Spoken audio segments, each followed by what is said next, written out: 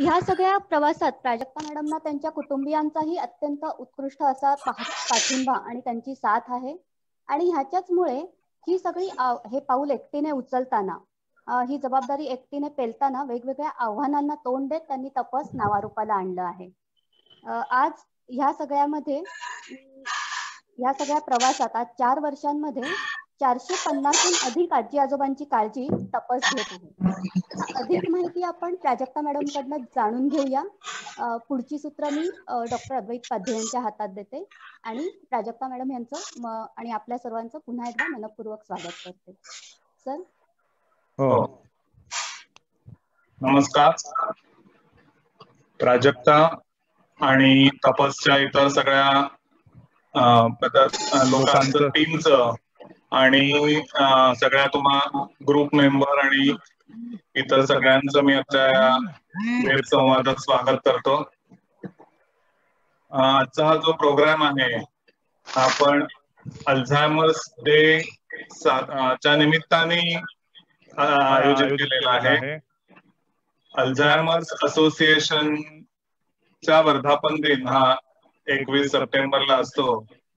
त्या निमित्ताने हा त्यांच्या 10व्या वर्धापन दिनाच्या अधिवेशनात असं ठरवण्यात आलं की हा दिवस अल्झायमर्स डे म्हणून साजरा करा. त्या निमित्ताने या अल्झायमर्स विषयी जास्तीत जास्त जनजागृती होईल हा त्याच्यातला उद्देश होता. आणि त्या निमित्ताने मग वेगवेगळी थीम घेऊन दरवर्षी हा अल्झायमर्स डे साजरा केला जातो. कोण होता हा अल्झायमर? अलोइस अल्झायमर हा एक जर्मन सायकॅट्रिस्ट होता आणि तो फ्रँकफर्टच्या असायलम मध्ये तिथे सायकॅट्रिस्ट होता आणि फ्रँकफर्टच्या काम करताना त्याच्यावर एमिल कर्टलिन नावाचा जो फेमस सायकॅट्रिस्ट आहे की ज्यांनी फ्रँकफर्टच्या काम करताना त्याच्यावर एमिल क्रेपलिन नावाचा जो त्यांनी ते दोघेही एकत्र काम करत होते. ते दोघेही एकत्र काम करत होते. 1901 च्या सुमाराला असतात ना, त्याचं काय नाही, पण ते कळलं ना मला आता काय होतं. ऑगस्टे डिटर म्हणून एक पेशंट ऍडमिट झालेली होती 51 वर्षाची आणि तिच्यामध्ये थोडीशी म्हणजे बिहेव्हिअरल सिम्पटम बरोबर मेमरीचे प्रॉब्लेम वगैरे असं सगळं दिसत होतं. आणि म्हणून मग तिच्या नवऱ्याने खूप ऍक्च्युली त्यांना तिथे ते काहीतरी परवडत नव्हतं, दुसरीकडे शिफ्ट करा असं तिचा नवरा म्हणत होता. परंतु अल्झायमरनी त्याच्या स्वतःच्या जबाबदारीवर तिला तिथे ठेवलं आणि 51 ते 55 तिची ट्रीटमेंट झाली. पण 55 साली निधन झालं आणि निधन झाल्यानंतर म्युनिकच्या लॅबोरेटरीमध्ये मग तिच्या मेंदूचा त्याने अभ्यास केला आणि तो अभ्यास केला तेव्हा त्या मेंदूमध्ये जे चेंजेस आढळले, न्यूरोफिब्रिलेटरी टँगल्स आणि अमिलॉइड प्लॅक्स जे सापडले की ते टिपिकल होते आणि असं सगळं हे चेंजेस झाल्यामुळे असं सगळे जे बिहेवियरल आणि मेमरीचे प्रॉब्लेम मध्ये आले असं त्याचा निष्कर्ष होता.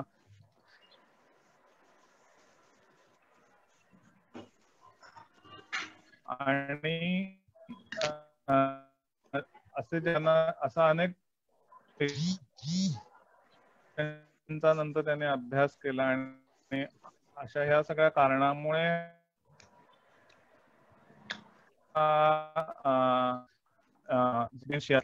होत असतो त्यांनी त्या निष्कर्ष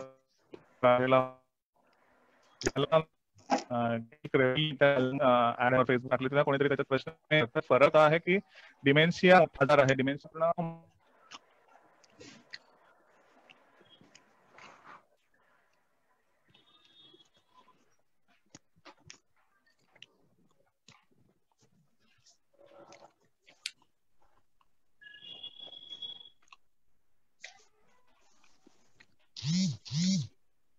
मला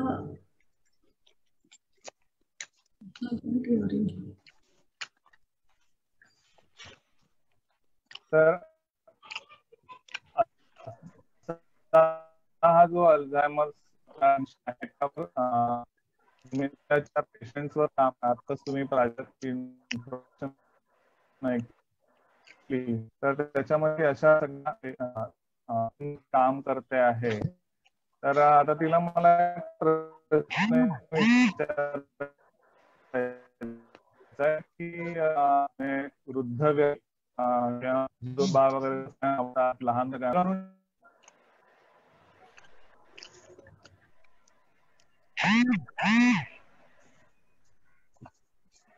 नमस्कार, मी प्राजक्ता वढावकर. मला आता डॉक्टर पाधेंचं बोलणं ऐकू येत नाहीये ऍक्च्युली. हॅलो हॅलो, हा सर, ऐकू येत प्लीज नाहीये का? करू शकाल का? मला ऐकू काहीच येत नव्हतं आता. मध्ये मध्ये ऐकू प्रश्न येत काहीच नाहीये, ऐकू सर. नाही आला. नाही, तुमचं पूर्ण हे ऑडिओ बंद येत होता पूर्ण. बरं, प्रश्न असा आहे की म्हणजे डिमेन्शिया म्हणजे तुझ्या इंट्रोडक्शन मध्ये आधी तिने सांगितलं की वृद्ध व्यक्ती किंवा लहान मुलांबरोबर काम करायला आवडतं. म्हणजे मुलं आणि आजी आजोबा वगैरे सगळ्यांनाच आवडतात, पण एक कार्यक्षेत्र म्हणून वृद्ध व्यक्ती आणि त्यातही खास करून डिमेन्शिया सारख्या व्यक्तींसाठीच्या क्षेत्रात काम करण्याचा निर्णय कसा घेतला, किंवा हे क्षेत्र कसं निवडलं, किंवा त्यासाठीचं काही ट्रेनिंग वगैरे घेतलेलं? 4 वर्षापूर्वी साधारण मी संस्था सुरू केली आणि तेव्हा ओल्ड एज होम किंवा असा थोडासा अनुभव होता काम करण्याचा. लहान मुलांचं अशा करता की मला वाटतं दोन्हीमध्ये तीच निरागसता दिसत होती किंवा सामाजिक गरज दिसत होती की हे काहीतरी केलं पाहिजे आपण, आणि हा सगळा बदल घडवून आणायला हवा असं वाटत होतं. खरं सांगू तर खूप मोठा उदात्त किंवा मोठा विचार नव्हता की आपण एक ओल्ड एज होम करूया आणि आपल्या पद्धतीने किंवा इंटरनॅशनल स्टँडर्ड्स म्हणजे जे वेगवेगळे विचार करून सुरू करता येईल का किंवा लोकांपर्यंत पोहोचता येईल का, एवढाच विचार होता. पण एकदा त्यात पडल्यानंतर मग डिमेन्शिया हा प्रकार कळायला लागला की सिनियर सिटीजन्स मध्ये याचं इतकं मोठं प्रमाण आणि त्या मानाने सामाजिक अवेअरनेस कमी वाटला, अगदी म्हणजे एज्युकेटेड लोकांमध्ये सुद्धा. आणि इतकं आश्चर्य वाटत गेलं की हे अजून इतकं सगळं वाढत चाललंय आणि त्या बाबतीत इतका म्हणजे अगदीच सगळ्यांना अननोन आहेत त्याची कारण, त्याची सिम्पटम्स, किंवा आपण हे काही सिस्टमॅटिकली करू शकू का. तर तसं घडत गेलं आणि मग परफेक्शनचं अजून चांगलं करून बघूया, आणि असं ते हळूहळू वाढत गेलं. म्हणजे असं खूप मोठा विचार नव्हता, पण डिमेन्शिया समहाऊ मी ओढले गेले, कारण बाकी मेंटल इलनेस पेक्षा सिनियर सिटीजन्स मध्ये एक तर प्रमाण खूप जास्त आहे आणि ते निरागस असतात की ते स्वतः सांगू शकणार नाही. तर हे सगळं ओढत मी ओढले गेले त्याकडे खरं तर. ओके, फार कमी लोक अशा या क्षेत्रात ओढली जातात आणि अशा इतक्या छान पद्धतीने काम करू शकतात आणि तो असं काम करते, खरंच कौतुकास्पद आहे. जसं आता प्राजक्ता म्हणाले तसं खरंच डिमेन्शिया तसं वृद्धपण हेच काय म्हणतो आपण, निरागसता असतेच त्याच्यामध्ये. आणि डिमेन्शियाचे हे मित्र जे असतात ते खरोखरच आणखी निरागस असतात. आता हा आजाराची किंवा या विकाराची व्याप्ती आहे ती खूप मोठी आहे. अगदी मोठ्या मोठ्या व्यक्तींना सुद्धा हा विकार होऊन गेलेला आहे. रोनाल्ड रिगन जे अमेरिकेचे माजी राष्ट्राध्यक्ष, किंवा आपले माजी पंतप्रधान अटल बिहारी वाजपेयी, माजी संरक्षण मंत्री जॉर्ज फर्नांडिस, अशा कितीतरी मोठ्या मोठ्या व्यक्तींना हा आजार झालेला आहे. खरंय, अगदी खरंय.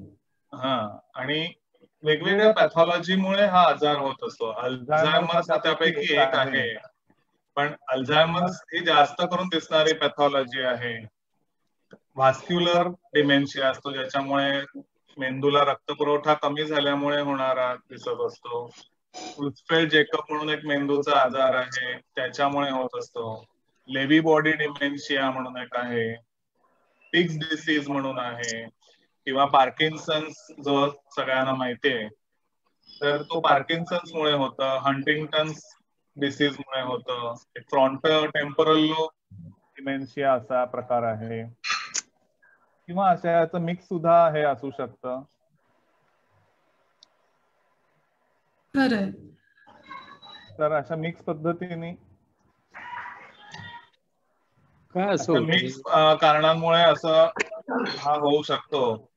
आणि डिमेन्शियाला आपण जनरली बोलता बोलता हा स्मृतिभ्रंश असा त्याचा उल्लेख करतो मराठीत बोलताना, पण हा स्मृतिभ्रंश नसतो. तर स्मृतिभ्रंश पेक्षा सुद्धा त्याला बुद्धिभ्रंश असं म्हणतात. स्मृतिभ्रंशापासून सुरुवात होते, पण हळूहळू बुद्धीचा, ज्ञानाचा भ्रंश ऱ्हास व्हायला लागतो, आणि त्याच्यामुळे हा कुठेतरी ज्ञानभ्रंश किंवा बुद्धिभ्रंशाकडे जात असतो. आताच्या DSM-5 म्हणून जे आहे, डायग्नोस्टिक आणि स्टॅटिस्टिकल मॅन्युअल, त्याच्यामध्ये त्याला मेजर कॉग्निटिव्ह डिसऑर्डर किंवा मेजर कॉग्निटिव्ह इलनेसेसच्या कॅटेगरीमध्ये हे केलेलं आहे. मेजर कॉग्निटिव्ह इलनेसच्या कॅटेगरीमध्ये टाकलेलं आहे. त्याच्यामुळे हा एक मोठा मेंदूचा किंवा ज्ञानाचा भ्रंश करणारा आजार आहे, हे आपण सगळ्यांनी लक्षात घेतलं पाहिजे. तर आपल्या घरातल्या व्यक्तीला जेव्हा डिमेन्शिया झालंय हे लक्षात येतं किंवा असं कळतं, तेव्हा नातेवाईकांनी मनाची तयारी कशी करायला हवी असं तुला वाटतं प्राजक्ता? मी घरच्यांना खूप जवळून रोज भेटते खरं तर, की हे पेशंट्स म्हणूया किंवा आमचे तर आजी आजोबा, तर ते जेव्हा आपल्या तपसमध्ये येतात किंवा जनरली मी जेव्हा अशा कुटुंबांना भेटते माझ्या कामाच्या माध्यमातून, तेव्हा लक्षात येतं की तिला खूपच अशा गोष्टींचं की कन्फ्युजन की नक्की काय होतंय आणि हे नक्की होतंय का. कारण डिमेन्शियामध्ये सुरुवातीच्या स्टेजेस असे असतात की काही वेळेला ते अगदी नॉर्मल, म्हणजे अगदी आपल्या इतरांसारखे सगळं असतं. आणि जनरली डिमेन्शिया विषयी थोडेसे गैरसमज अजूनही आहेत की बाकी सगळं तर आठवतंय, मग डिमेन्शिया कसं असेल. ॲज यू सेड की it is into one of the cognitive disorders. हा थोडं अवेअरनेस येणं गरजेचं आहे. तर आता जर घरातले आई बाबा किंवा सासू सासरे जे कोणी सिनियर सिटीजन्स असतील, त्यांच्यामध्ये ही लक्षणं डिमेन्शियाची आढळली आणि जर डायग्नोसिस झालेलं असेल, तर घरच्यांनी काय करावं. तर मी आधी हे सांगावं असं वाटतं की काय करू नये. तर काय करू नये म्हणजे एकतर काय होतं की घरातले कुटुंबीय, भारतीय कुटुंब, मुलगा, सून, नातवंड, मुलगी, जावई, असे जे पेशंटच्या अवतीभोवतीची जवळची माणसं असतात, ते स्वतःची इंटरप्रिटेशन्स, म्हणजे त्यात प्रेमच असतं, आपुलकी असते, की ते स्वतःची इंटरप्रिटेशन्स लावतात की हे असं घडलं किंवा ते रिटायर झाले म्हणून असं झालंय. तर हे बोलताना मला सगळ्यात पहिल्यांदा जाणवतं की त्यांनी स्वतःच ते कारण शोधून काढलेलं असतं आणि मग फक्त त्या दिशेने ते विचार करत असतात की डिप्रेशन आहे ना म्हणून असं काहीतरी होतंय, किंवा तो ऍक्सेप्टन्स दिसत नाही. तर पहिली स्टेप मला अशी वाटते की काय करू नये, तर त्याला कुठलेही आपले स्वतःचे अंदाज लावू नयेत, स्वतःची कारणं किंवा हे देऊ नये. दुसरं असं होतं, बऱ्याच वेळा दिसतं की थोडंसं दुर्लक्ष होतं, हे वयामुळे असं करतायत, वयामुळे हे सगळं होणारच, किंवा पहिल्यापासूनच थोडेसे अँटी सोशल होतेच हे, किंवा मोडी होतेच, किंवा मी म्हणेन ते खरंच करायचे आणि ते आता तसंच चालू आहे असं वाटतं. आणि बऱ्याचशा डिमेन्शियाच्या पहिल्या स्टेजची लक्षणं ही दुर्लक्षामुळे अ, थोडीशी वाढत जातात पुढे. तर मी काय करू नये याच्यात पहिलं हे म्हणेन, की ऑब्झर्व्ह करत राहणं, की एक 70-75 नंतर हे छोटे-छोटे बदल जे वाटतात ते सुद्धा ऑब्झर्व्ह करत राहणं, सिरियसली घेणं आणि प्रोफेशनल हेल्प घेणं हे सगळ्यात महत्वाचं आहे. जे आपल्याकडे थोडंसं अजून टॅबू आहे, की सायकियाट्रिस्टकडे जाणं किंवा लगेच डायग्नोज करून घेणं. त्यामुळे डायग्नोसिस न करता फॅमिली डॉक्टर, फिजिशियन हेच ट्रीट करत असतात. झोपत नाहीयेत का हे द्या, खूप जेवतायत का मग आपण काहीतरी करू. त्यामुळे तात्पुरते इलाज शोधले जातात आणि डिमेन्शिया तसा वाढत जातो. तर त्याकरता हे मी पहिलं सांगेन, की डिमेन्शियाच्या काही पहिल्या स्टेजेस ओळखणं किंवा त्याचा थोडासा अभ्यास करणं, थोडं जनरल नॉलेज मिळवणं, हे सगळ्यांच्याच हिताचं ठरेल. म्हणजे पेशंटच्या दृष्टीने आणि प्रायमरी केअर गिव्हर्स म्हणजे जवळचे कुटुंबीय आहेत, त्यांच्या स्ट्रेस लेव्हलसाठी सुद्धा हे खूप महत्वाचं होईल. बरोबर आहे. खरंच अगदी बरोबर आहे प्राजक्ता, की ही म्हणजे सुरुवातीला सायकॅट्रिस्ट कडे जाणं किंवा हे करणं किंवा लवकरात लवकर कुठचाही आजार ओळखणं हे हां. डिमेन्शियाच असं नाही, पण कुठच्याही मानसिक आजारालाही ते लागू होतं. रादर कुठच्याही विकाराला म्हणजे शारीरिक आजारालाही ते लागू होतं. पण आपण बघू हे करू असं वेळ घालवला यात सुद्धा तर खूप एक्स्ट्रीम उदाहरणं मी बघितली जवळून, की खूपच घाबरून जाणं होतं, की हे काय होतंय आपल्या बाबांना किंवा सासऱ्यांना. आणि खूप छान उदाहरणही असं देता येईल, की जे लाईफ पार्टनर असतात, त्यांची जागरूकता पण मी खूप छान बघितली, की त्यांनी लगेच डिमेन्शियाविषयी माहिती गोळा करणं. एका आजींनी तर आपल्या म्हणजे आजोबांसाठी ऑनलाईन कोर्स वगैरे करून घेतला, डिमेन्शियाविषयी माहिती अरे मिळवण्यासाठी. वा, अरे वा. असे एक्स्ट्रीम्स दिसतात. ओके. छान आहे. म्हणजे अशी जर पॉझिटिव्ह तयारी कोणी करत असेल तर ती खरंच खूप छान आहे, की सगळ्यात पहिले म्हणजे डॉक्टरांना दाखवलं पाहिजे, सायकॅट्रिस्टना दाखवलं पाहिजे आणि अशी पण वेगवेगळ्या प्रकारे माहिती वाचणं पुस्तकातनं किंवा हे खूप आवश्यक आहे. हो. कारण खरंच हा ग्रोईंग आजार आहे.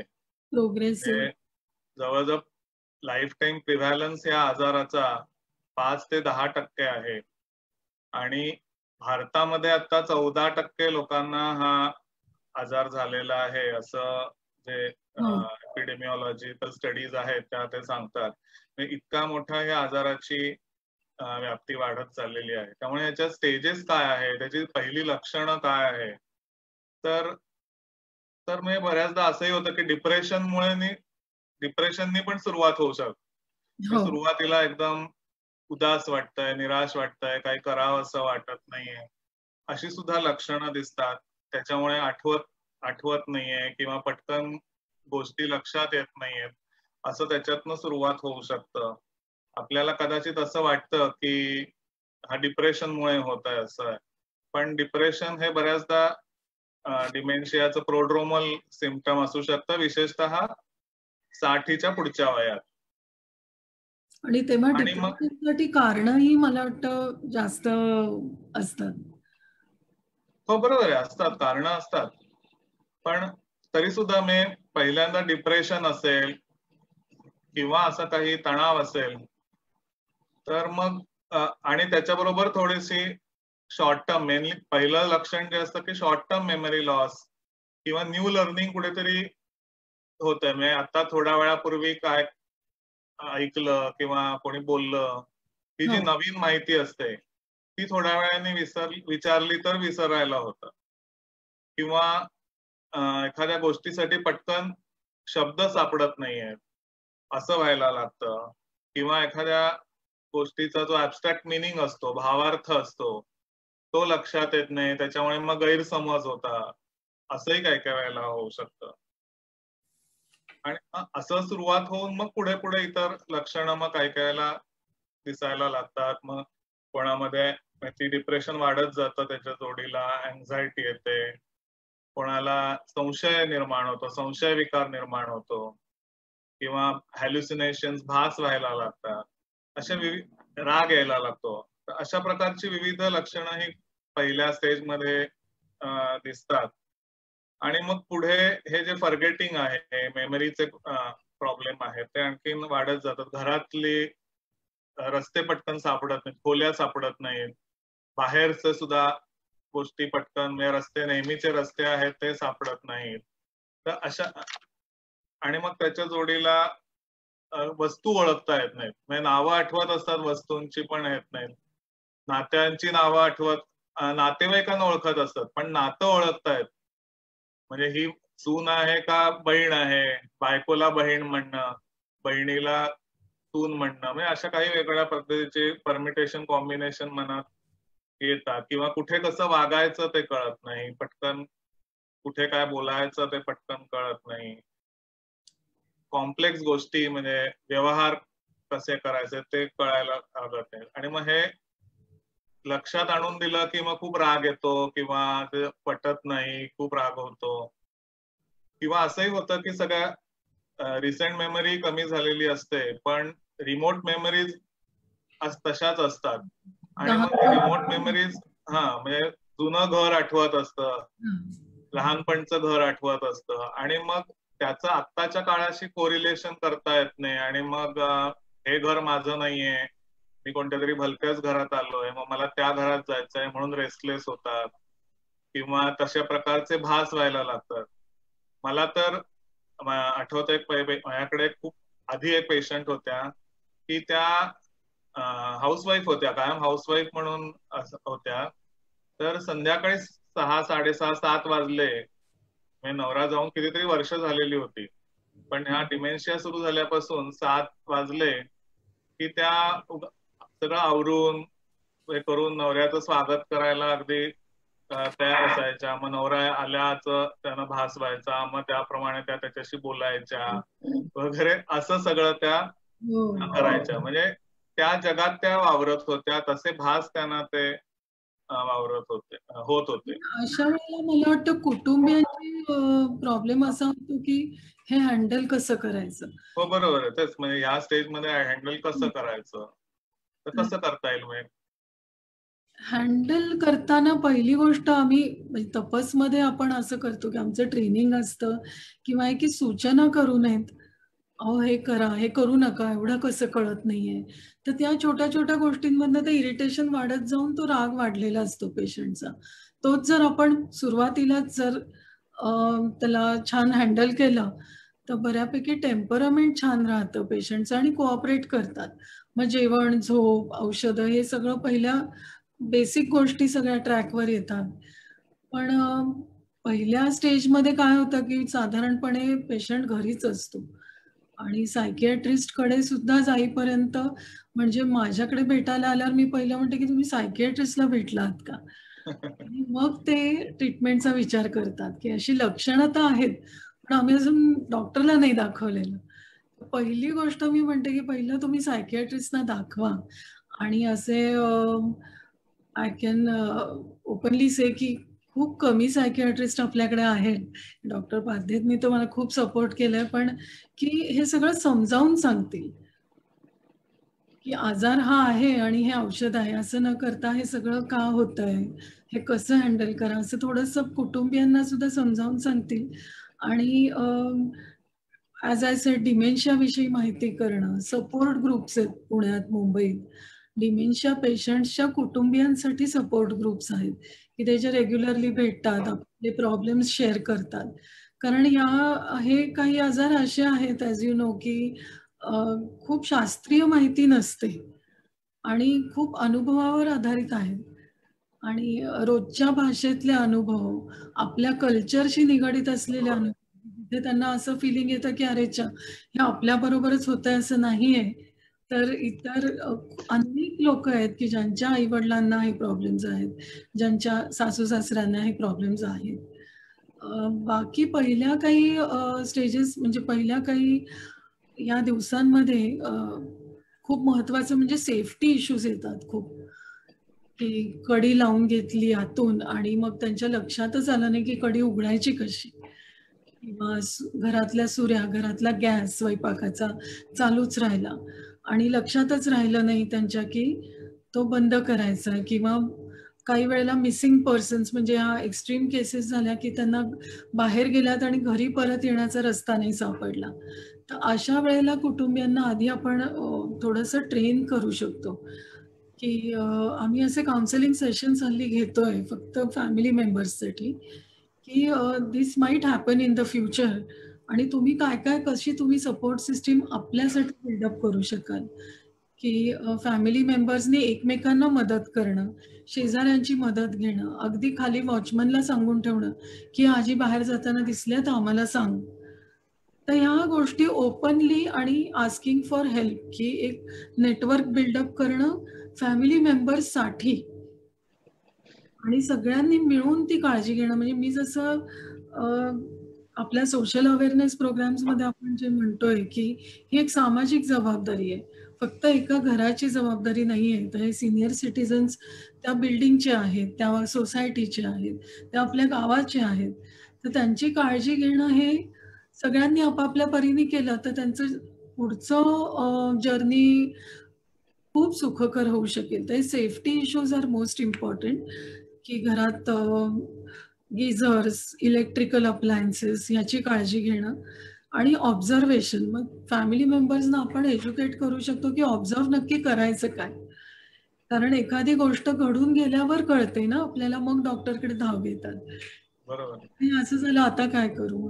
पण जर आधीच आपण त्यांना एज्युकेट केलं आणि हे ऑब्झर्व करा, ह्या स्टेजेस आल्यानंतर तुम्ही डॉक्टरला इन्फॉर्म करा. म्हणजे जसं की अंघोळ करताना कन्फ्युजन होतंय, अगदी ब्रशिंग करताना जर कन्फ्युजन होतंय आणि तेवढा सेन्स पहिल्या काही स्टेजेसमध्ये असतो की हे कन्फ्युजन ते लपवू शकतात.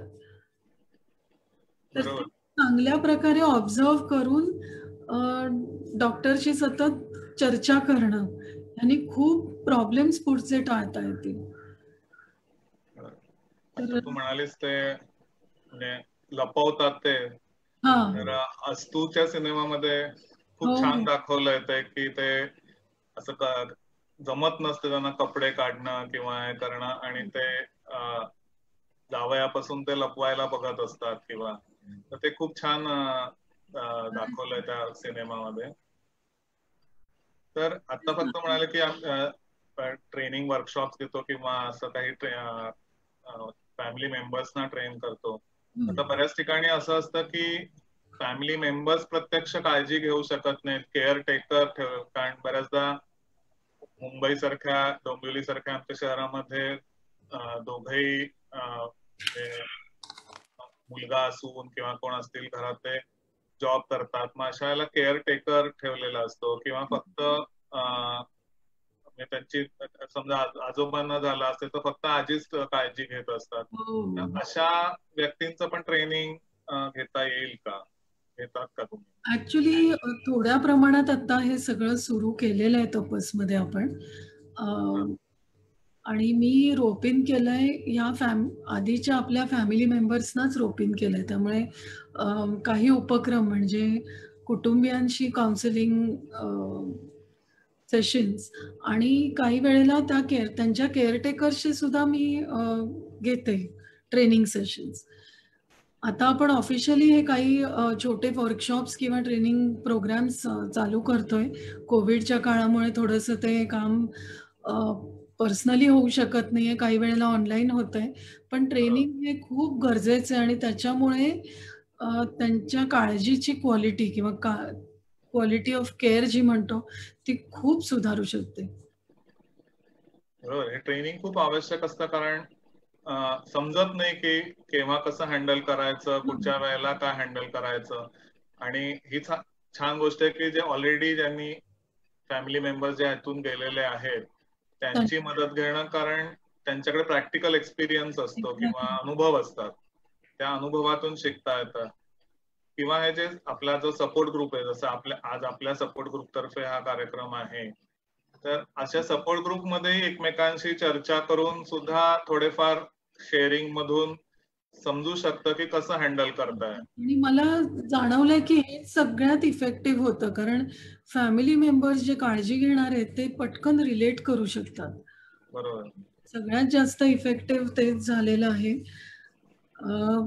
चेंजेस म्हणजे हे एक मात्र मी डॉक्टर आपल्या बरोबर आहेत त्यामुळे की फॅमिली मेंबर्सनी सतत नवीन घडणारे चेंजेस आणि हे जे ऑब्झर्वेशन मी म्हणाले, कारण डिमेन्शिया इतका अनप्रेडिक्टेबल आहे की आज ही गोष्ट करू शकत होते आणि काही दिवसांनी ते करू शकत नाहीयेत किंवा काहीतरी बिहेवियर चेंज झालाय किंवा वेगळी वागणूक काहीतरी दिसते, लगेच डॉक्टरला कळवणं आणि चेंजेस ऑफ मेडिकेशन किंवा change in the care also, की आता जरा बॅलन्स जाताना दिसतोय आपल्याला, तर मग कसं आपण लगेच आपली फ्लेक्झिबिलिटी ठेवणं, की मग त्या केअरटेकरला आम्ही लगेच सांगतो की नाही आता तू सतत अवतीभोवती राहिलं पाहिजेस किंवा अशा प्रकारे बाथरूमला घेऊन जा.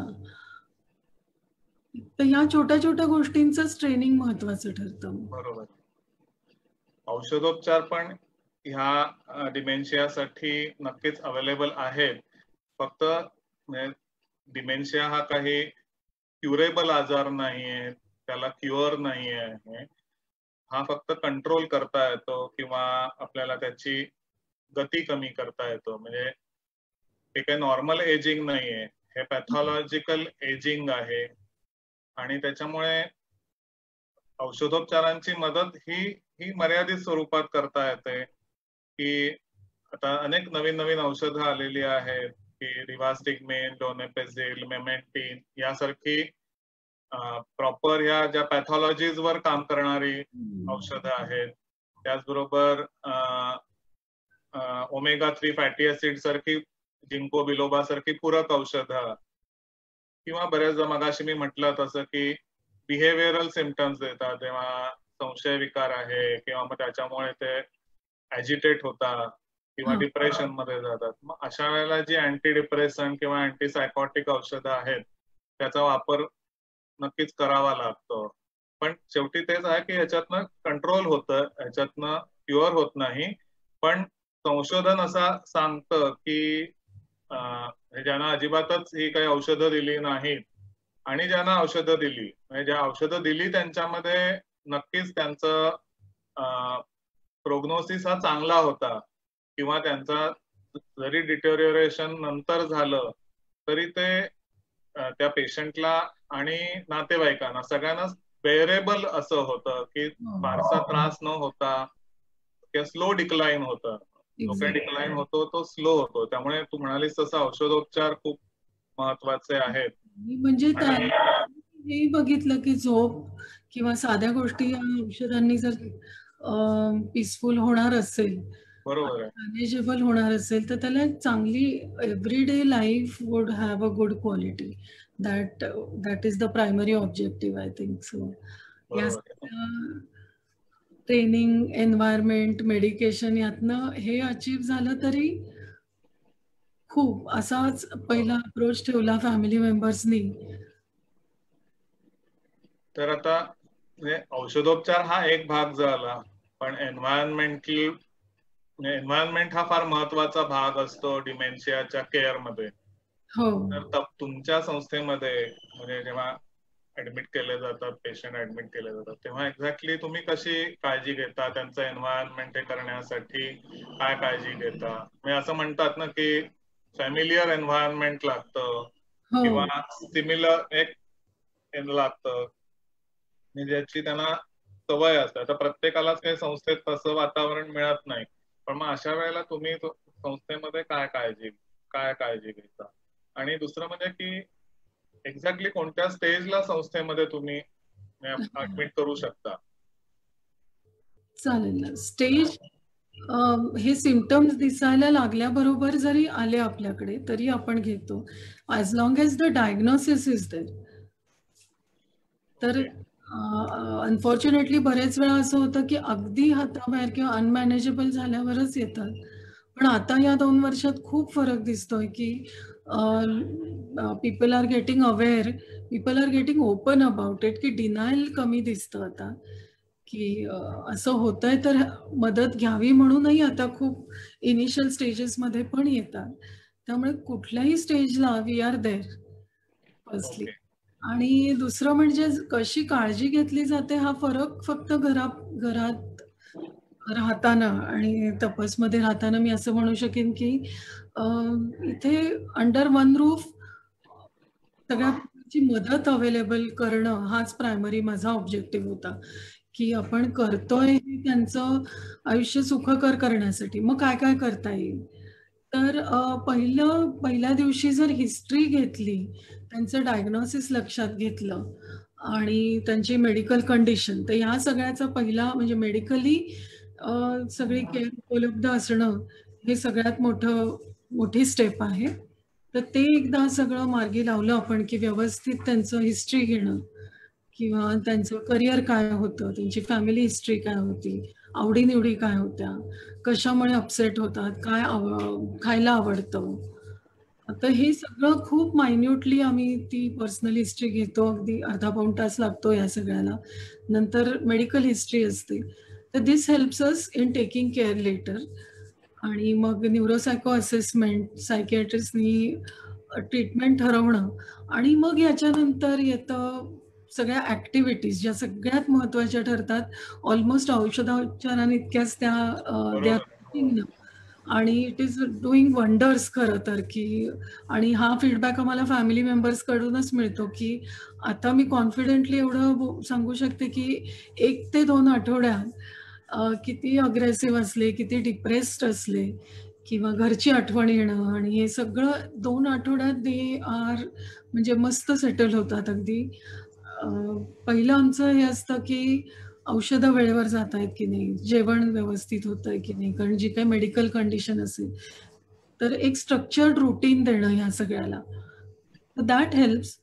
एव्हरी 2 आवर्स फूड इनटेक असतो, वॉटर इनटेक मॉनिटर करणं इतकं मायन्युटली होत असतं.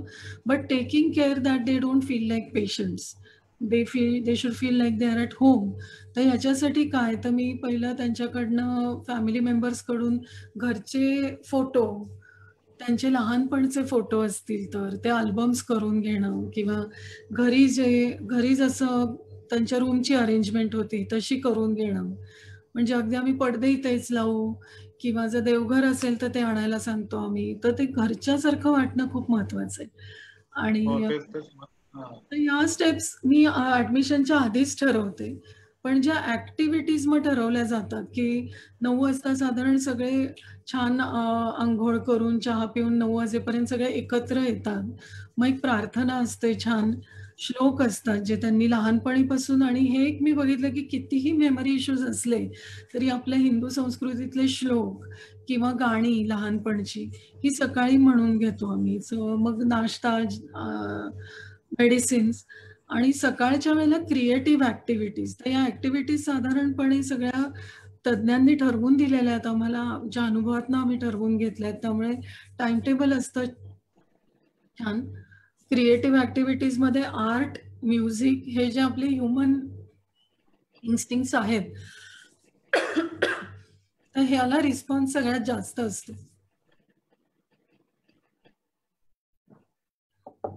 तर रोज पेंटिंग करणं, मग भरपूर खडू रंग समोर ठेवायचे, कागद ठेवायचे आणि कुठल्याही प्रकारचं फोर्स नसतो, की तुम्हाला हे करावं असं वाटतंय का तर ते करा. किंवा गाणी लावून ठेवलेली असतात. क्ले थेरपी असतो, म्हणजे भरपूर मातीचे काही गोष्टी बनवणं, काही गेम्स असतात, मेमरी गेम्स घेणं.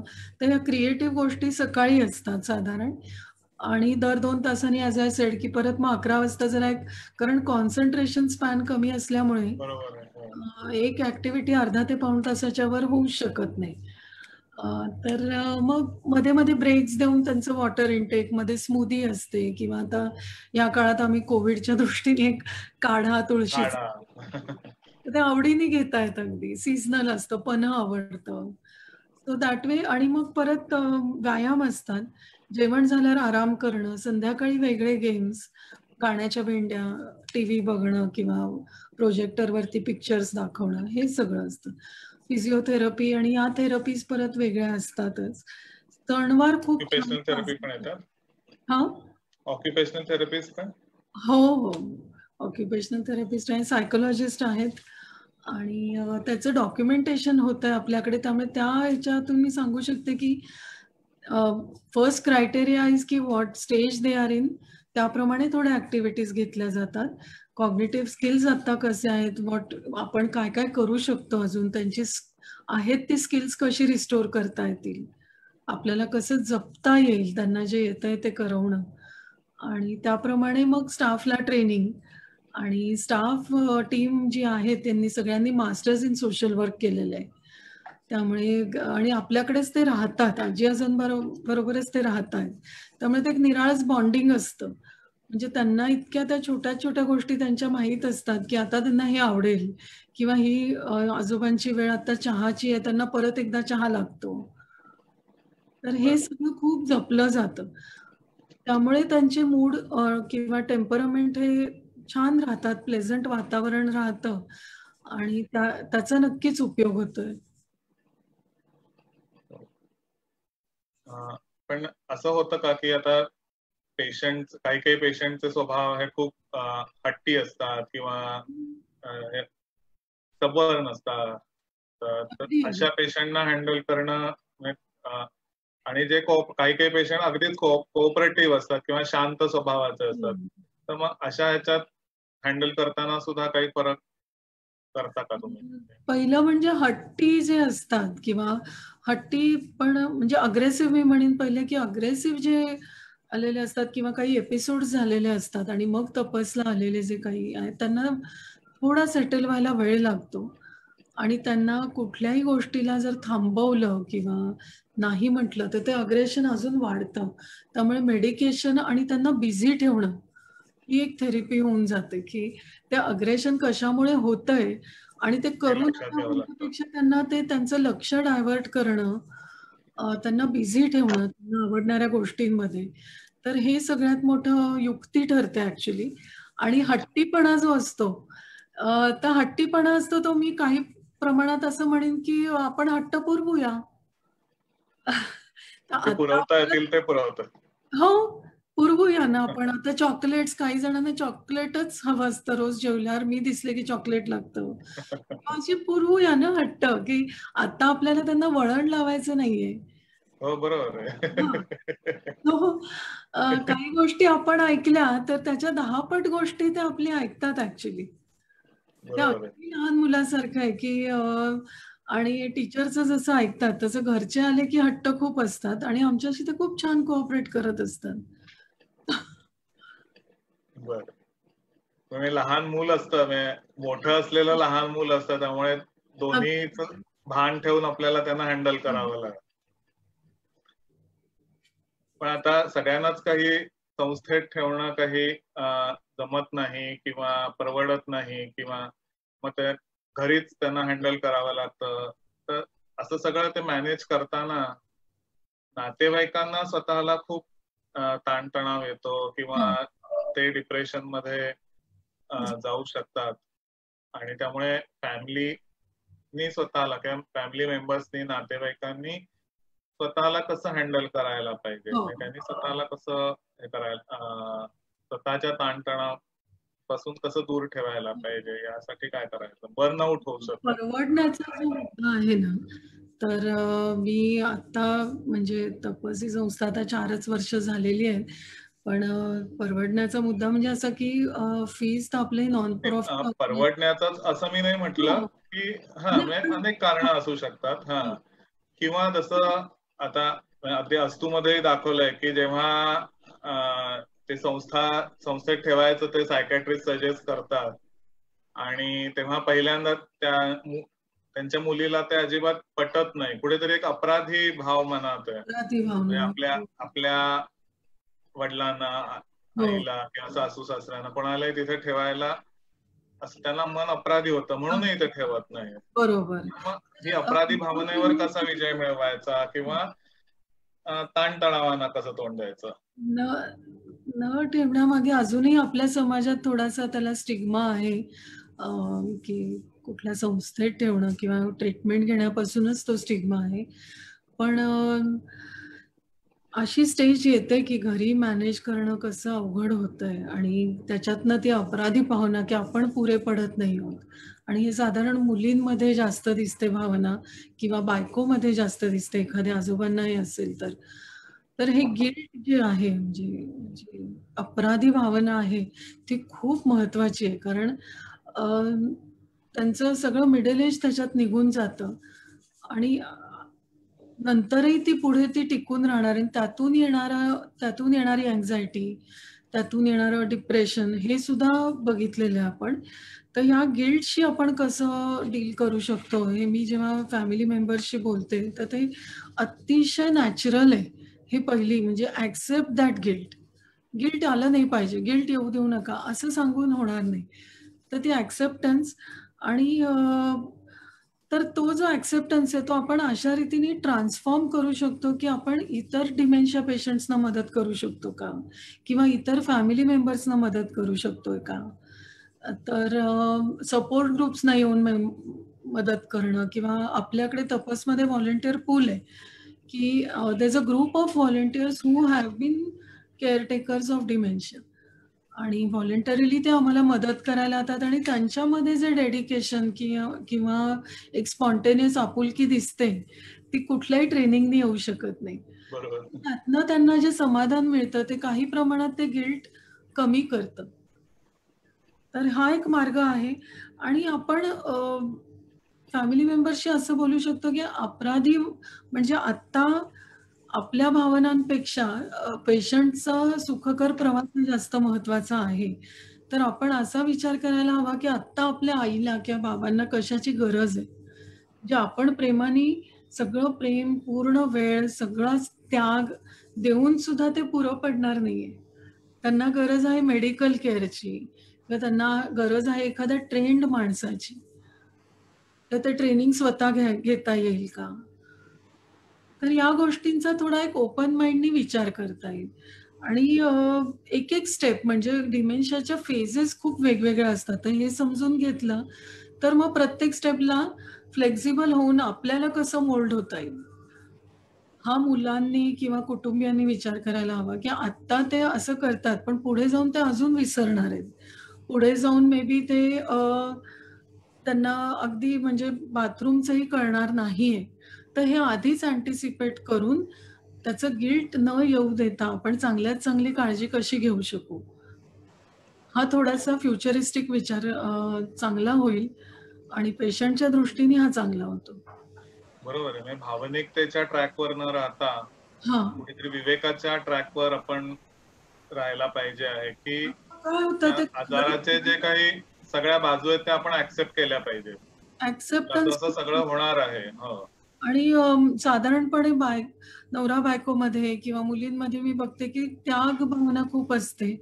अपराधी भावनेतून आलेली असते, की मी सगळं करिअर पणाला लावलं आणि यांची काळजी घेतली, पण काहीच उपयोग झाला नाही त्यांचा. कारण आजार हा प्रोग्रेसिव्ह आहे, किंवा त्या सगळ्याचा परिणाम नातवंडांवर झालेला दिसतो. कारण घरात सतत वातावरण डिस्टर्ब्ड असतं म्हणून. तर हे सगळ्याची काळजी घेऊन थोडंसं त्या गिल्ट भावनेपेक्षा आपण तो ओव्हरकम कसा करता येईल याच्यावर फोकस करणं सगळ्यांच्याच दृष्टीने चांगलं होईल. हो, म्हणजे हां. बरोबर. म्हणजे गिल्ट ऍक्सेप्ट करून त्याच्यासाठी आपल्याला काय काम करता येईल हे आपण बघायला पाहिजे, आणि आपल्या हातात काय आहे ते आपण 100% देण्याचा प्रयत्न करायला पाहिजे.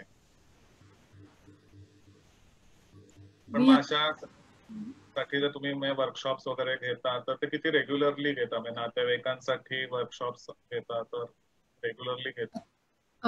बेसिकली वर्कशॉप्स होत आहेत रेग्युलर. आपले सायकियाट्रिस्ट घेतात, किंवा पण आपल्याकडे जे आजी-आजोबा आहेत त्यांच्या कुटुंबियांसाठी आम्ही दर 3 महिन्यांनी काउन्सिलिंग सेशन असतं. सो दॅट आम्ही आजी-आजोबांचा फीडबॅक देऊ शकू रेग्युलर. सायकियाट्रिस्टना भेटणं, प्रोग्नोसिस एक्सप्लेन करणं, हे सगळं 1 to 1 चालू असतं. आणि व्हॉलंटिअर्सना वेगळं थोडंसं ट्रेनिंग, किंवा आपलं न्यू लर्निंग सेंटर जे आहे तपस गोल्ड, त्या फॅकल्टी मेंबर्सना ट्रेनिंग, कम्युनिकेशन स्किल्स पासून सगळं, किंवा आता स्टाफलाही ट्रेनिंग. हे ट्रेंड स्टाफ येतात किंवा शिकलेले आहेत, पण आपल्याप्रमाणे किंवा डिमेन्शिया समजून घेऊन त्यांची काळजी घेणं, त्या स्टाफसाठी सुद्धा आपण ट्रेनिंग सेशन्स ही रेग्युलर मध्येच घ्यावी लागतात, कारण मग त्यांना सायकोयाट्रिस्ट लेक्चर्स, फिजिओथेरपिस्ट कडनं लेक्चर्स किंवा फिजिशियन कडनंही लेक्चर्स ही आयोजित केली जातात. म्हणजे फिजिओथेरपिस्ट कडनं लिटरली अगदी त्यांना धरायचं कसं, की हाताला न धरता असं छान पाठीवरनं हात धरून त्यांना आपण चालत नेऊया. बरोबर. इतका फरक पडतो. तर अशा साध्या साध्या गोष्टींपासून अगदी त्यांच्या फिजिओथेरपी असो, औषधोपचार असोत, इमर्जन्सी ड्रिल्स आपण घेतो. इमर्जन्सी आली तर आपण काय करणार, किंवा मॉक ड्रिल्स असतात. बरोबर, मॉक ड्रिल. तर या सगळ्याचं आणि सतत हे इम्प्रोव्हाइज होत आहे. म्हणजे I am very open to suggestions. आपले वेल विशर्स असतात, डॉक्टर्स आहेत, ते जे सजेशन्स देतील ती लगेच अंमलात आणून we keep developing that. Okay, good.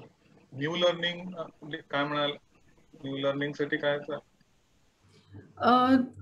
तपस औंधला जी संस्था आहे, दुसरी जी संस्था आहे, ते डिमेन्शिया नसलेल्या आजी आजोबांसाठी आहे. ऍक्च्युली थोडेसे इंडिपेंडेंट आहेत. तर तिथे न्यू लर्निंग हा वेगळा आपण प्रोजेक्ट सुरू केलाय. म्हणजे नक्की काय आहे तिथे डॉक्टर नाडकर्णींबरोबर आम्ही सुरू केलंय की ज्या गोष्टी म्हणजे ब्रेन स्टिम्युलेटिंग ऍक्टिव्हिटीज ऍक्च्युली, की छंद आणि करमणुकीच्या पलीकडे जाऊन सिनियर सिटीजन्ससाठी न्यू लर्निंग, म्हणजे नवीन शिकताना जे काही ब्रेनला स्टिम्युलेशन मिळतं, सेल रिन्युअल होतं, त्यातनं डिमेन्शिया सारखे आजार आपण टाळू शकू असं मी क्लेम नाही करू शकत, पण आपण प्रिव्हेन्शन मेजर म्हणून बरोबर. त्यामुळे मग काही गोष्टी आयुष्यात करायच्या राहून गेल्या आहेत, करिअरमुळे, मुलांमुळे, संसारामुळे, किंवा जसं मला गणित किंवा आकडे यांची भीती आहे, तर उलट आपण काउन्सिलिंग असं करतो की 3 ऍक्टिव्हिटीज अशा तुम्ही चूज करा की ज्या कधीच केल्या नाहीयेत. तर ज्या गोष्टींची आवड आहे त्यात तुम्हाला नक्कीच गती राहणार आहे. So try something new.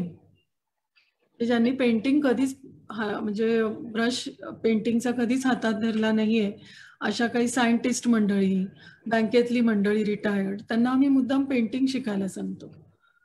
So it is more challenging. Whatever challenge you get will stimulate your brain cells. So that is the science behind it. आणि of course it helps their temperament. उत्साह येतो. So dramatics मध्ये नाटकात भाग घेणं, लिहिणं, कविता करणं, तर अशा बऱ्याच, आणि we have professional faculty for that. More than that, मेमरीसाठी म्हणून नवीन भाषा शिकणं. आता त्यात काही परीक्षा नाहीये, तुम्ही आपापल्या स्पीडने शिका. बरोबर. नवीन शब्द शिकणं, नवीन इन्स्ट्रुमेंट शिकणं, तर हे एनकरेज आम्ही करतोय. दिस इज अ पार्ट ऑफ म्हणजे तपसची डिमेन्शियाची जी जर्नी आहे त्यातला एक हा भाग म्हणू शकू, की जेव्हा मी कुटुंबियांशी बोलायचे की मग ते म्हणायचे की प्रिव्हेन्शनला काय करू. हे सगळं आम्ही इतकं ऐकतोय किंवा माझ्या मित्राला झालं, मैत्रिणीला झालं, पण मी काय करू शकेन. तर let's try our level best. आणि बरोबर आहे, कारण डिमेन्शिया म्हणजे जेनेटिक प्रिव्हॅलन्स आहे त्याच्यामध्ये, किंवा अनुवंशिकतेचा भाग आहे. त्याच्यामुळे पुढे जाऊन मुलांना, म्हणजे आता ज्यांना डिमेन्शिया झालेला आहे त्यांच्या मुलांना किंवा कुटुंबियांना होऊ शकतो. तर ते ह्या प्रिव्हेंटिव्ह मेजर्सचा नक्कीच फायदा घेऊ शकतील. खूप छान आयडिया आहे ही. म्हणजे अर्थात नाडकर्णी सर म्हणजे कल्पकतेचा काय म्हणूया आपण परमबिंदू आहेत, त्याच्यामुळे त्यांच्या डोक्यात अशा कल्पना खरंच छान छान येतात. त्याला रिस्पॉन्स खूप छान आहे. बरोबर. कारण आणि मेन तेच आहे ना, डिमेन्शियाचं पण मेन लक्षण हेच आहे की पहिलं लक्षण की न्यू लर्निंग कुठेतरी त्याच्यावर परिणाम होतो. त्याच्यामुळे मग तेच होऊ नये म्हणून आपण प्रिव्हेंटिव्ह मेजर हे तिथून सुरुवात करायला पाहिजे. कारण बऱ्याचदा असं होतं की आता माझं वय झालं, आता कुठे मला शिकता येणार, किंवा असा बऱ्याचदा कुठेतरी अटिट्यूड होऊन जातो. आणि तोच त्यांना या काय म्हणतो स्वानुभवातून की तुम्ही शिकू शकता किंवा तुम्ही काही करू शकता, कॉन्फिडन्स येतो. त्याच्यात एक वेगळा आनंद मिळतो.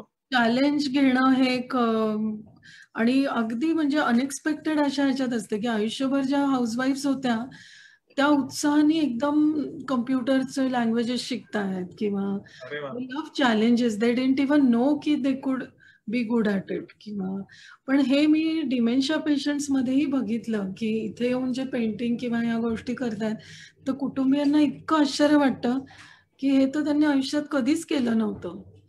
पण ते गुंग होऊन इथे एक एक तास ती ऍक्टिव्हिटी करतायत इथे आपल्याकडे. बरोबर. करून बघू असा जो एक स्कोप ठेवता येतो आपल्याला, फ्लेक्झिबिलिटी. थोडक्यात म्हणजे डिमेन्शिया आपण म्हणूया की एक हा सुद्धा एक लाईफस्टाईल डिसीज आहे, म्हणजे लाईफस्टाईल डिसीजचा शेवटचा भाग आहे. तर एक असं मला वाटतं की आता कुटुंबीय झाले किंवा हे झाले त्यांच्यासाठी तुम्ही करताच आहात, पण जी आता तरुण पिढी आहे किंवा त्यांना पुढे हे होऊ नये म्हणून, तर त्यांच्यासाठी तू काय सांगशील की त्यांनी त्यांच्या लाईफस्टाईल मध्ये काय काय चेंजेस करायला पाहिजे? मेडिकल टर्म्स मध्ये तुम्ही सांगा. मी असं म्हणू शकेन की एकतर सुरुवात होते माझी एक्झॅक्टली परत की डिमेन्शियाच्या कुटुंबियांकडनं किंवा जे आपल्याच फॅमिलीज आहेत, आमचं बॉन्डिंग होतं, ते शेअर करतात की अगं हे तू करतेस ते आम्हाला आमच्यासाठी पण आत्ताच जागा ठेव किंवा आत्ताच असं कुठेतरी जाऊन राहावं असं वाटतंय. छान. म्हणजे 40शीतच लोकांना वाटतंय की आम्हाला असं मेमरी आठवत नाही पटकन. फोन फिरवला की आठवत नाही, अरे आपण कशासाठी कुणाला फोन करत होतो. साध्या-साध्या गोष्टी असतात. पण ऑफकोर्स या ह्याच्यामध्ये जशी आपण फिजिकल फिटनेस कडे लक्ष देतो, तसं मेंटल फिटनेसकडे लक्ष द्या. अगदी म्हणजे स्वतःला जपणं मेंटली. ट्रॉमा असला तरी किंवा आपण जे रॅशनल थिंकिंग किंवा या जे अभ्यासक्रम आहेत याचाही खूप फायदा होतो.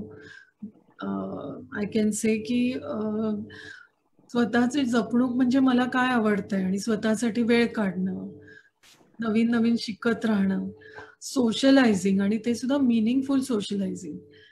तर या बरोबर. काही गोष्टी जरी हा आपण फार महत्वाचा शब्द आहे. हो. तर आणि बायका पुरुष सगळ्यांसाठीच आहे की काळजी घेणं. आता बऱ्यापैकी डाएट आणि फिजिकल फिटनेस विषयी खूपच जास्ती अवेअरनेस दिसतो आता. पण मोकळ्या हवेत जाणं, वेळ काढणं किंवा कोविड काळात जे आपण आता शिकतोय की आपण आपल्या लोकांसाठी वेळ काढतोय, स्वतःसाठी वेळ काढतोय. दर आठवड्याला वीकेंडला मॉलला जायलाच पाहिजे असं नाहीये. बरोबर आहे. मे बी या कोविड काळातही काही पॉझिटिव्ह गोष्टी आपण शिकलो, तर या हो. कंटिन्यू करणं आणि मला वाटतं 40शी काय त्याही पेक्षा तरुण पिढीने सुद्धा हे करता आलं, तर पुढची सीनियर सिटिझन्सची पिढी जास्त हेल्दी असेल, जास्त रॅशनल असेल. बरोबर आहे. पूर्वी कशी एक म्हण होती की लवकर निजे लवकर उठे त्याला ज्ञान हो. आरोग्य लक्ष्मी भेटे. तर अगदी शब्दशः तसं नाही, पण कुठेतरी आपला शेवटी लाईफस्टाईल ही फार महत्वाची आहे की अगदी. दिवसाचं शेड्यूल सुद्धा एक त्याला शिस्त पाहिजे आणि ती शिस्त असेल तर या सगळ्या गोष्टी आपण जमवू शकू, म्हणजे नवीन लर्निंग करू शकू, रुटीन ऍक्टिव्हिटीज करू शकू. तर असा सगळ्याचं भान ठेवून आणि मेंटल फिटनेस ठेवून या सगळ्याचं भान ठेवणं महत्वाचं आहे आणि मेंटल फिटनेस साठी प्रयत्न करणं फिजिकल फिटनेस बरोबर हे खरंच खूप महत्वाचं आहे जर पुढे हा सगळा डिमेन्शियाचा प्रवास आपल्याला टाळायचा असेल तर. आणि नवीन नवीन शिकण्याची म्हणजे काय नवनवा उन्मेष अशी आपली बुद्धीची ठेवण्याची आपण इच्छाशक्ती ठेवली पाहिजे, काहीतरी नवीन शिकत राहिलं पाहिजे. हे मात्र खरंच अगदी आवश्यक आहे. अगदी 40शी असेल 50शी असेल काही किंवा त्याच्या आधीचाही भाग, त्याच्या आधी आपण शिकतो पण नंतर वाटतं की आता काय शिकायचं पण ह्या नवीन नवीन गोष्टी शिकत राहिल्या पाहिजेत. अभ्यासक्रमाव्यतिरिक्त इन्फॉर्मल एज्युकेशनच्या स्वरूपात. Yes, very true. खरंच आहे. खूप बघता खूप बोलता वेळ गेलाय आणि आपण खूप अनेक गोष्टी तुझ्याकडून छान कळल्या, तुमच्या संस्थेमध्ये कशी छान काळजी घेतली जाते. मी केवळ क्युअर असं, म्हणजे क्युअर किंवा केअर असं नाही, पण प्रिव्हेन्शन म्हणजे होऊ नये म्हणून सुद्धा उपाय केले जातात. किंवा हे दोन्ही काय म्हणतो, दोन्ही मॉड्यूल्स वर काम करणारी संस्था आहे. खरंच खूप आनंद वाटला ऐकून. तर माझ्या मते आता लोकांना काही प्रश्न विचारायचे असतील किंवा त्यांचे काही प्रश्न असतील तर ते आपण घेऊया. ईश्वरी, काय आहेत का प्रश्न?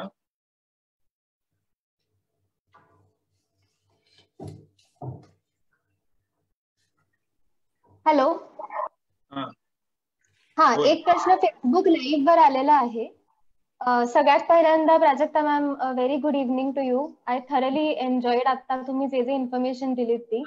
आणि म्हणजे आता मी आणि अदिती मॅडम हा ग्रुप घेतो आहोत. सो इट्स व्हेरी, म्हणजे काय, it's more enlightening to get all of this information. तर एक प्रश्न जो फेसबुक लाईव्ह वर आलेला आहे तो म्हणजे की प्रिव्हेंटिव्ह ऍक्टिव्हिटीज ऑर टास्क जे पालकांबरोबर वापरू शकतो. म्हणजे आता आमच्या ज्या वयोगटातली लोक आहेत, ज्यांचे पेरेंट्स आता 50 मध्ये जे आता आलेले आहेत, त्यांच्या बरोबर any preventive activities that we can take, जेणेकरून अगेन लाईक जे we can reduce the chances, if not chances कमी करू शकू डिमेन्शिया किंवा अल्झायमर्स होण्याचे. आता इश्यूज प्रत्येक घरी वेगळे असतील. आपल्याला भर कशावर द्यायचा, तर मेमरी इश्यूज, कॉग्निटिव्ह. तर हे दोन्ही एज ग्रुपसाठी एन्जॉयबल व्हाव्यात अशाच ऍक्टिव्हिटीज हव्यात. बरोबर. म्हणजे एकतर सतत खूप अभ्यासपूर्ण आणि शिस्तीचं होऊ शकत नाही. ते एन्जॉयबल होणं इतकंच महत्वाचं आहे. अशा गोष्टी की मला असं लक्षात येतं की टेक्निकल गोष्टी शिकायला त्यांना आवडतात, नवनवीन गॅजेट्स, त्याची ओळख नसते. तर हे तरुण पिढी त्यांना शिकवू शकेल. आणि त्यांचे अनुभव ऐकणं किंवा डुईंग थिंग्स टुगेदर, म्हणजे एक नवीन ऍक्टिव्हिटी दोन्ही पिढ्यांनी एकत्र शिकणं. तर हा एक उपक्रम आम्ही तपसमध्ये फारच छान झाला की इंटर जनरेशन लर्निंग प्रोग्राम्स, की आता समजा ओरिगामी सारखी ऍक्टिव्हिटी आहे की जी दोन्ही पिढींना नवीन आहे. तो they are at stage 1, whatever age group they are. Activity एकत्र शिकणं, की आजोबा आणि नातू हे ओरिगामी शिकायला एकत्र जात आहेत. तर आम्ही काही शाळांबरोबर टायअप केलेत आणि त्या शाळा अशा विविध वेगळ्या वेगळ्या बॅकग्राऊंडच्या घेतल्यात. की एक अगदी कॉन्व्हेंट स्कूल आहे, एक स्पेशल मुलांची शाळा आहे, मतिमंद. तर अशी मुलं ही आमची शेड्यूलमध्ये तपसला व्हिजिट करतात. अख्ख्या दिवसाची वर्कशॉप्स असतात, जेवण एकत्र असतं आणि ओरिगॅमी किंवा अशा प्रकारच्या गोष्टी, गाणी, गप्पा, फॉलोड बाय डान्स, इथपर्यंत सगळ्या ऍक्टिव्हिटीज एकत्र एका लेवलवर असतात. कोणी कुणाला शिकवणं नसतं. मग जे बॉन्डिंग तयार होतं ना, ते अफलातून असतं. म्हणजे दॅट हेल्प्स अ लॉट. तरुण पिढी काय शिकवू शकेल सोशल मीडिया किंवा ह्याचा वापर कसा आहे, किंवा घरामध्ये करंट अफेअर्स वरती चर्चा होणं, जुन्या आठवणी काढणं, जुने फोटो किंवा असे विषय घेऊन छान, म्हणजे वीकेंड्स आणि हे खूप छान जाऊ शकतात. त्याच्यासाठी खूप वेळ लागत नाही. एक तास आठवड्यातनं सगळ्यांनी एकत्र घालवणं हे कुणालाच अवघड होणार नाहीये. राईट. सो म्हणजे मला तुमच्या बोलण्यातनं जे जाणवलं ते की म्हणजे त्या माणसाचे जे कल आहेत आधीपासूनचे, त्या ऍक्टिव्हिटीज मध्ये जर मेमरी बेस्ड ऍक्टिव्हिटीज जर घेतले तर those will be more effective rather than जर त्या माणसाला फार इंटरेस्ट नसेल त्याच्या ऍक्टिव्हिटीज शिकवणं. म्हणजे it could be a healthy balance between the two. Then balance शोधून काढावा लागतो. प्रेडिक्टेबल काहीच नसतं. एखादी गोष्ट सुरू केली आणि नसेल मजा येत तर चला दुसरं करून बघू. ही फ्लेक्झिबिलिटी, एक्सपेरिमेंटल राहा. त्यात खूप असा तो पुस्तकी न राहता इन्फॉर्मल राहायला पाहिजे. इन्फॉर्मल जितकं राहू तेवढं ते छान त्याच्यात.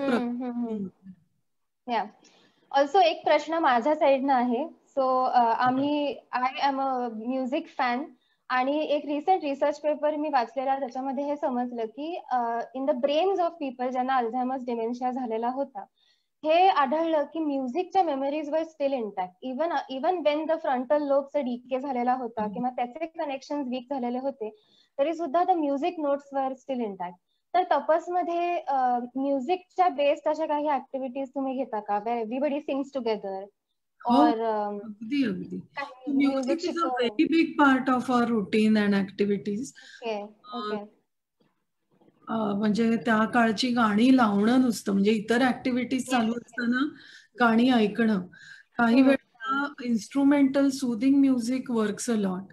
बासरी सारख्या भरपूर आपल्याकडे स्टॉक असतो म्युझिकचा अगदी. आणि गाणं म्हणणंही खूप लोकांना आवडतं. तर गाणी म्हणून घेणं, आणि तुम्ही म्हणालात तसं की कित्येक वर्ष ती गाणी ऐकलेली नसतील तरी आपोआप ती म्हटली जातात. त्यांची लहानपणची गाणी किंवा श्लोक असतील तरी तेही आपोआप जे येणं की ब्रेन मध्ये ते इनव्हॉलंटरीली ते येतं आपल्या. पेशंट्सही अपवाद नाही आहेत. फक्त ते त्यांच्याकडनं ते स्टिम्युलेट करणं आणि ते घेणं आणि रेग्युलर बेसिसवर करणं, त्यात त्यांचा वेळ छान जातो, कामिंग इफेक्ट येतो आणि ज्या ऍक्टिव्हिटीज आहेत त्या सुद्धा जास्त चांगल्या रीतीने करतात. त्याचं साईड इफेक्ट सर आपल्याला सांगतील, हे मी अनुभवातनं सांगते, पण music therapy is a big part at Tapas. Absolutely, and that's so nice to know, because जसं integrative treatment I think is the best way ahead, especially Alzheimer सारख्या रोगामध्ये where we have still not found a cure. तर तो पण एक छोटासा last question from my side. I won't take more of your time. But trials ह्या सतत होत आहेत to get one step closer. तर आपले जे आहेत तिकडे रेसिडेंट्स जे आहेत, are they any part of such study, किंवा असं तुम्ही has any organisation approach you की I would like to take the sample of your people and try to understand की काय आहे वगैरे? So there have been yes approach केलेला आहे, पण अजून तरी मी ते डिक्लाइन केलंय. वी हॅव स्टडीज और डॉक्युमेंटेशन्स रिगार्डिंग ऍक्टिव्हिटीज, पण क्लिनिकल ट्रायल्स मी डिस्करेज केलेले आणि I would never do it unless we take consent from families. Of course, absolutely. So research किंवा ऍक्टिव्हिटी ओरिएंटेड हे definitely we can do it, पण we would publish it or present it anywhere unless we take consent from all the families. Of course. बरोबर. ठीक आहे, मी फक्त फेसबुकवर पुन्हा एकदा चेक करते की अजून काही क्वेश्चन्स आहेत का.